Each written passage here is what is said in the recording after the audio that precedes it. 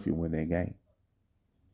What I'm trying to say, people, man, the gig has been up, and welcome to the real NBA. Not the NBA that these talking heads want to be. Not the NBA that they want people to convince that uh, of what they think they seeing, but the real NBA. And I've been fighting tooth and nail, explaining this verbatim during there every day throughout the course of the past 5 years when the season is in play. The youth is winning out. The development is winning out. Having assets is winning out. So when this started in summer 2018, because it all goes back to that, because anytime after one of these games, when the Lakers lose like this, the people that's covering the team, you know what they say? What do we need? We need this. We need that. So when you start talking like that, what that means is you're not close. And like I said, when you're losing in the first round 2 years straight, you can't go from that to talk about for the next year. We gunning for a championship. It don't work like that. OKC didn't reach the top doing that.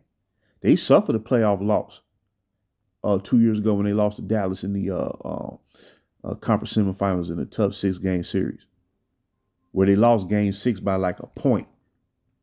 They lost game 6 by a point. But they learned from that. They made improvements. Boom, here they are, man. It don't look at the Spurs. 4 years ago, they was at the bottom. They drafted Wemby. They didn't make the playoffs his first 2 years. They improved a little bit last year. They dealt with some injuries. They didn't make the play-in or the playoffs. Now look at them, man. It don't take long. Even a team like Phoenix is playing above expectations. You still got Denver out there with a prime Jokic. They made improvements. Minnesota, even as uneven as they're playing, they're still right there in terms of, they're going to be a contender. They just need to make an improvement, make an acquisition. Okay. Houston, they got the tallest front court in the league. And remember on opening night against OKC, they was in position to win that game. But OKC held on and pulled it out in overtime, if I'm not mistaken.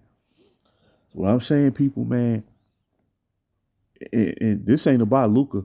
This ain't about Luka Doncic at all. What I'm saying is, when you continue to trade off what you need to bring in a superstar, what you need, what you gave up to get that superstar, that's what you're going to need down the road. It's going to be quicker than what you think.